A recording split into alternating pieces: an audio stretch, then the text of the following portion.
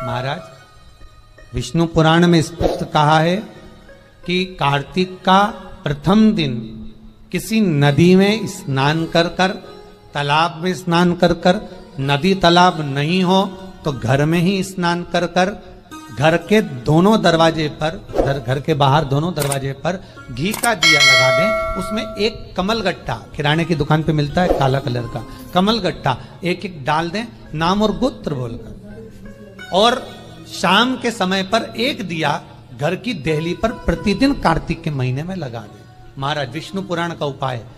अगर ज्यादा तकलीफ है, बहुत कष्ट है, बहुत ज्यादा कष्ट के व्यापार चल ही नहीं रहा, कर्जे में लतालूम हो गए, यहां तक गति हो गई कि मरने तक की सोच लिया, तो वो कार्तिक के महीने में कर, उसका प्रयोग अवश्य कर, सुख समृद्धि के, लक्ष्मी वैभव के। निर्धारित करना कि हम कार्तिक के जो 7 नियम है, कार्तिक के महीने के जो 7 नियम बताए गए हैं, कम से कम हम 7 नियम में से एक नियम ऐसा पकड़ें जिससे हमारा जीवन सार्थक हो जाए।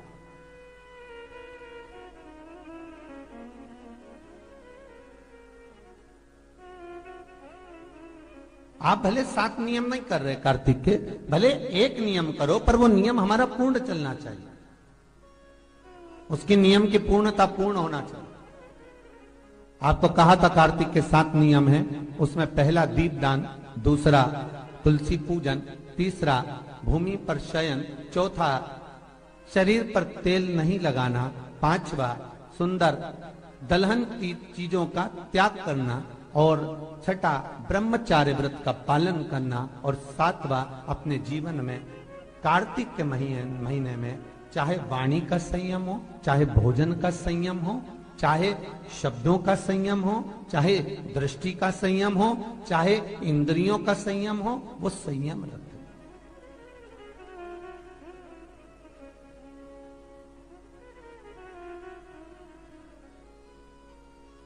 वो संयम धारण करना। अब हमें ये ज्ञात करना है कि 7 नियम जो कार्तिक के महीने के होते हैं, कार्तिक माहात्म्य में जो 7 नियम बताए गए होते हैं, इन 7 नियम में से कोई एक नियम हम हमारी जिंदगी में उतार लें, कोई एक नियम हम हमारे जीवन में उतार लें, जिस नियम के बल पर हमें परमात्मा का साक्षीकरण हो जाए।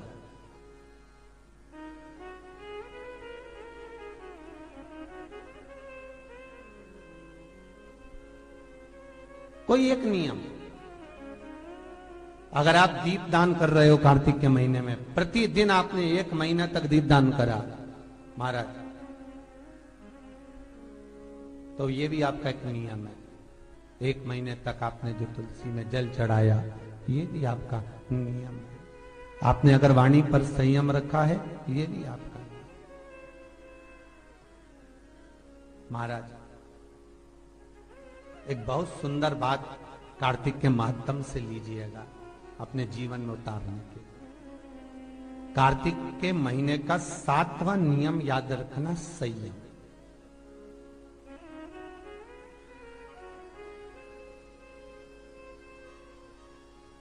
किस समय पर किस चीज का संयम होना चाहिए, निर्धारित करना कि हम कार्तिक के जो 7 नियम है, कार्तिक के महीने के जो 7 नियम बताए गए हैं, कम से कम हम 7 नियम में से एक नियम ऐसा पकड़ें जिससे हमारा जीवन सार्थक हो जाए।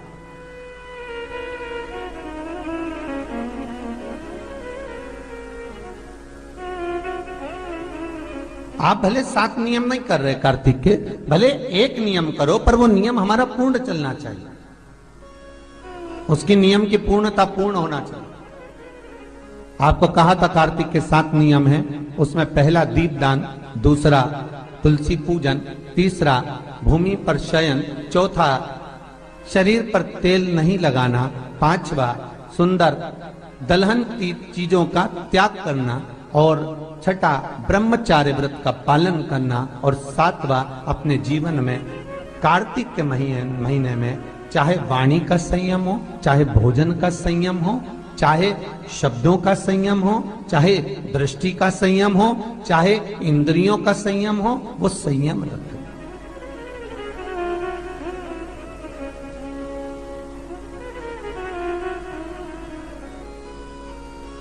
वो संयम धारण करना। अब हमें ये ज्ञात करना है कि 7 नियम जो कार्तिक के महीने के होते हैं, कार्तिक महात्म में जो 7 नियम बताए गए होते हैं, इन 7 नियम में से कोई एक नियम हम हमारी जिंदगी में उतार लें, कोई एक नियम हम हमारे जीवन में उतार लें, जिस नियम के बल पर हमें परमात्मा का साक्षीकरण हो जाए।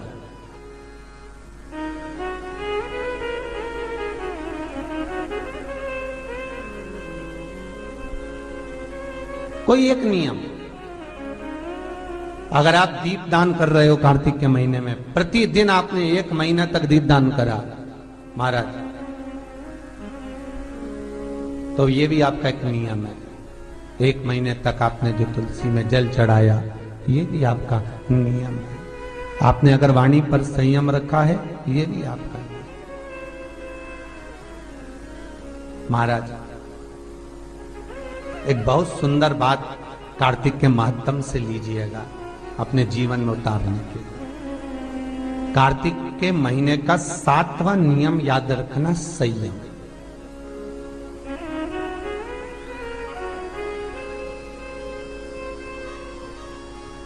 किस समय पर किस चीज का संयम होना चाहिए, ये हमारे विष्णु पुराण किस किसने सुनी है?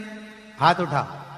विष्णु पुराण का 5वां अंश कार्तिक खंड वर्णन करता है, या स्कंद पुराण का कार्तिक खंड को उठा लीजिए, वो वर्णन करता है 24 तरह के दिए होते हैं। कितने तरह के? 24 तरह के दीप होते हैं। उस दीप में सर्वाधिक श्रेष्ठ दीप होता है तुलसी दल का दीप, तुलसी की डंडी से जो प्रकट किया है। बत्तियों का भी क्रम है, एक लंबी बत्ती होती है, एक गोल बत्ती होती है। होती कि नहीं होती? लंबी और गोल। ये वाला स्पीकर बंद है, बार बार बंद हो रहा है, बार बार चालू हो रहा है, उसको देखिए जरा। बत्ती एक गोल होती है, एक लंबी होती है। गोल बत्ती और लंबी बत्ती में अंतर होता है, बहुत जमीन आसमान का अंतर है, बहुत ध्यान देना इसका। गोल बत्ती किस किस देवी देवता पे लगती है और लंबी बत्ती किस किस देवी देवता पे लगती है, तो स्कंद पुराण और विष्णु पुराण दोनों कहती है जो लंबी बत्ती होती है वो पितरों की जगह पर, पूर्वजों की जगह पर, पूर्वजों की जगह पर, बड़ के पेड़ के नीचे, पीपल के पेड़ के नीचे लंबी बत्ती का प्रमाण है।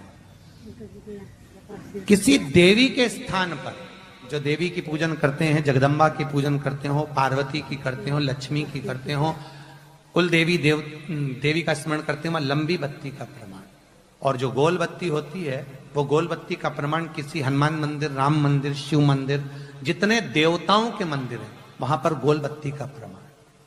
लंबी बत्ती देवी के स्थान पर इसलिए जलाई जाती है क्योंकि देवी वंश की और लक्ष्मी की वृद्धि करती है। तो लक्ष्मी और वंश बड़ा होना चाहिए, लंबा होना चाहिए। और देवता के सामने गोल बत्ती इसलिए लगाई जाती है कि हमारा मन, ये चित्त, ये वृत्ति आपके चरणों में टिकी रहे और एक दिन हम भी वैकुंठ का वास करें, इसलिए गोल बत्ती लगाई जाती है। एक सहस्त्र बत्ती होती है, करें दर्शन कभी? यहाँ पे माताएं बैठ बैठ के बनाती रहती है 100 बत्ती, 108 बत्ती, 108 बत्ती बनाकर भगवान के सामने। उसका क्या प्रमाण है? कौन से पुराण में लिखा है कि 108 और सहस्त्रावली बत्ती लगाई जाए? तो स्कंद पुराण में कार्तिक खंड के अंदर स्पष्ट किया गया, सहस्त्रावली बत्ती, 108 लंबी बत्तियों का जो प्रमाण है, वो कहते हैं कि जिस व्यक्ति ने किसी तीर्थ को ना करा हो, पूरे तीर्थ नहीं गए हो, सारे तीर्थों का स्नान नहीं करा हो, किसी तीर्थ में दर्शन करने से वंचित रह गए हो, तो 108 बत्ती की एक बत्ती बनाकर किसी नारायण के मंदिर में, शिव मंदिर में, देवी के मंदिर नहीं, केवल देवता के मंदिर में अगर उसको घी में भिगोकर प्रज्वलित कर दिया जाता है तो सारे तीर्थों के दर्शन का फल उस जीव को प्राप्त हो जाता है। उसको सहस्त्रावली बत्ती। दान का मतलब जानते हो आप लोग? क्या मतलब है? यमुना जी के घाट पर जाना, गंगा के घाट पर जाना, नर्मदा के घाट पर जाना और घाट पे जाके दिया लगाना, उसको हमारे यहाँ क्या कहते हैं? दीपदान। पर दुनिया के लोगों ने दीपदान के महत्व को कुछ दूसरा ही बना दिया। दिया जलाते हैं और नदी में छोड़ते हैं। भैया कौन सी पुराण में लिखा है दादा? कौन सी पुराण में लिखा है कि दिए को उठाकर नदी के अंदर छोड़ो? एक बात बताओ, सास तुम्हारी ऐसी बैठी सामने तुम उसकी पूजन करोगी या थाली रखोगी या दिया जलाओगी तो उसके सामने रखाओगी कि उसके सिर पे जलाओगी? अरे बोलो तो सही, दिया कहाँ जलाओगे? उसके सामने कि सिर पे? पर दुनिया के लोग दिया कहाँ जला रहे हैं? दिया जला के छोड़ते हैं गंगा जी में, यमुना जी में, सरयू जी में, उसके अंदर छोड़ते हैं। तो ये तो दोष है ना, ये तो दोष माना जाता है। दिया दान करने का सबसे बड़ा क्रम है कि दीप दान करना है तो घाट पर लगाइए, पीपल के वृक्ष के नीचे दीप लगाइए। कार्तिक महीने में पूर्णिमा के दिन जो दीप दान दिया जाता है उस दीप दान की बड़ी महत्वता होती है। हिंदू धर्म में केवल 3 दिन ऐसे होते हैं जिसके दीप दान का फल मनुष्य को नहीं मिलता। हिंदू धर्म में केवल 3 दिन ऐसे होते हैं जिसके दीप दान का फल मनुष्य को नहीं मिलता। कौन से 3 दिन है? जल्दी बोलो। हिंदू धर्म में 3 दिन ऐसे हैं जिसके दीपदान का फल मनुष्य को नहीं मिलता। पहले नंबर पर धनतेरस, दूसरे नंबर पर रूप चौदस और तीसरे नंबर पर दीपावली। इस दीपावली, धनतेरस और रूप चौदस, ये 3 दिन दिए दान का फल मनुष्य को नहीं मिलता है महाराज। क्यों नहीं मिलता महाराज? हम तो जला जला के और ओटले पे जलाएं, पीपल के नीचे लगाएं, खूब दीप दान करते हैं, तो इसका फल मनुष्य को क्यों नहीं मिलता?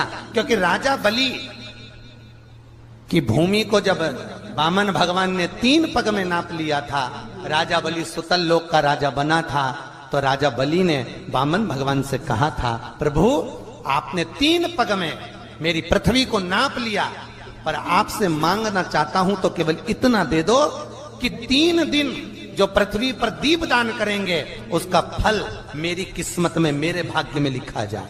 भगवान ने पूछा कौन कौन से? तो कहा एक धनतेरस, दूसरा रूप चौदस, तीसरा दीपावली।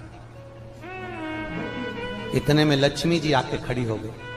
लक्ष्मी जी ने कहा राजा बलि से, भैया पृथ्वी के लोग सबसे ज्यादा पूजन तो उसी दिन करते हैं, उसी दिन दीपदान करते हैं, और लोग तो धनतेरस के दिन दिया लगाते हैं, रूप चौदस के दिन लगाते हैं, दीपावली के दिन लगाते हैं, और सारा पुण्य तेरे खाते में लिखा जाएगा, तो उनके खाते में क्या होगा? इतने में राजा बलि ने कहा, बहन लक्ष्मी चिंता मत कर, दीपावली के बाद में जो कार्तिक पूर्णिमा आएगी, उस कार्तिक पूर्णिमा के दिन जो किसी जलाशय के पास में जाकर, नदी, तालाब, कुंड, कुआं, किसी जलाशय के पास में जाकर अगर एक दिया लगा देंगे तो उसको 3 दिन का पुण्य फल 1000 गुना होकर प्राप्त हो जाएगा, 1000 गुना। इसलिए हमारे यहाँ पर दीपावली को तो केवल दीपावली कहते हैं, पर कार्तिक की पूर्णिमा को देव दीपावली कहते हैं। कौन सी दिवाली है? जम के बोलो जरा। देव दीपावली।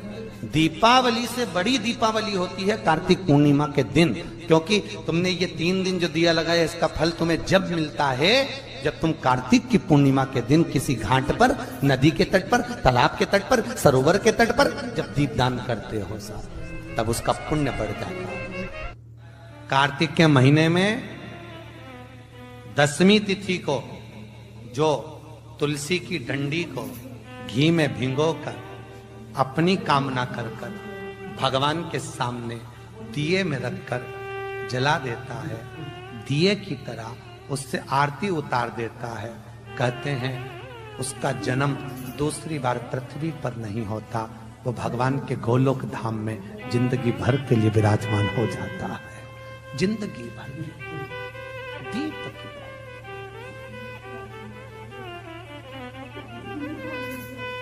यहां तक कहेंगे हम,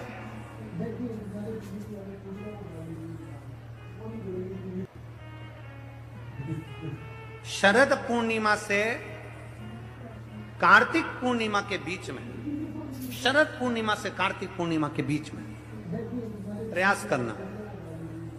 दुकान नहीं चल रही हो, व्यापार नहीं हो रहा हो, तकलीफें बहुत ज्यादा हो, घर में क्लेश जाता हो, अशांति ज्यादा हो, पैसे नहीं आ रहे हो, 1 रुपया कमा रहे, 100 रुपये खर्च हो रहा है, बहुत टेंशन है, तो शरद पूर्णिमा से कार्तिक पूर्णिमा तक एक हल्दी और कुंकू, ये थोड़ा सा मंदिर में लेकर जाइए, हल्दी और कुंकू जरा जरा सा ले जाओ, अशोक सुंदरी वाली जगह पर पहले शंकर जी पे जल चढ़ा दो, अशोक सुंदरी वाली जगह पे जल चढ़ा दो, और वह हल्दी और कुंकू की एक एक बिंदी अशोक सुंदरी वाली जगह पर अपनी कामना कर कर लगा कर आओ। उसी में से वो हाथ जो तुम्हारा गीला है कंकु हल्दी का, वही हाथ लाओ, घर में प्रवेश करते